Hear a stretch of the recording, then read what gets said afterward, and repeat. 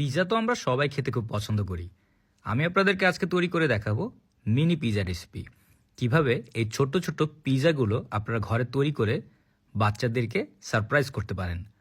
তো চলুন শুরু করা যাক। প্রথমেই আমরা একটি বাটিতে নিয়ে নিব ময়দা, তার সাথে দিয়ে দিব ইস্ট, সামান্য চিনি, লবণ। এরপর এই সবগুলোকে একসাথে ভালোভাবে আমরা মিক্স করে নিব। মিক্স করা হয়ে গেলে আমরা এর ভিতরে দিয়ে দিব দুধ। দুধটা আমাদের অল্প গরম হতে হবে। তারপর এর ভিতরে আমরা দিয়ে দিব তেল, পরিমাণ মতো তেল দিয়ে দিব। এরপর এই সবগুলো উপকরণকে একসাথে আমরা ভালোভাবে মিক্স করে একটি ডো তৈরি করব। আপনারা কে কোথা থেকে আমার এই ভিডিওটি দেখছেন অবশ্যই কমেন্ট করে জানাবেন, আমি আপনাদের সবার কমেন্টের উত্তর দিব। ডো তৈরি হয়ে গেছে। তারপর আমরা এর উপরে একটু তেল দিয়ে দিব, দিয়ে আমরা এই ডোটিকে রেস্টে রেখে দিব। একটি প্লেট দিয়ে ঢাকনা দিয়ে রেস্টে রেখে দিব আমরা 10 মিনিটের মতো। 10 মিনিট রেস্ট করা হয়ে গেলে আমরা ডোটিকে বের করে নিয়ে আসব।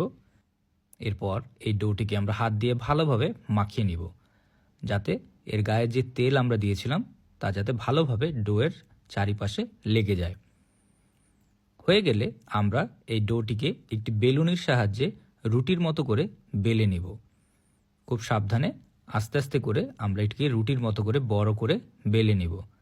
হয়ে গেলে আমরা একটি কুকি কাটার, আমি এটি কুকি কাটার দিয়ে একটি ছোট ছোট পিৎজার মতো করে কেটে নিচ্ছি। আপনারা চাইলে যে কোনো গোল ঢাকনা দিয়েও এরকম গোল গোল করে কেটে নিতে পারেন।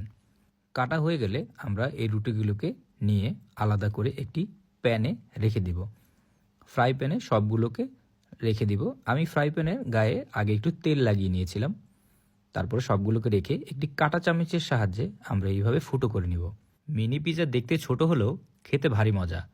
বাচ্চারা যেমন পছন্দ করে, বড়রাও এই পিৎজা খেতে খুবই পছন্দ করে।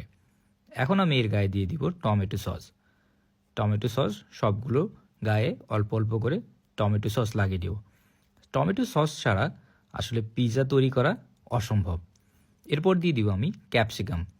ছোট ছোট করে কিউব কিউব করে কাটা ক্যাপসিকামগুলো আমরা এর উপরে দিয়ে দিব।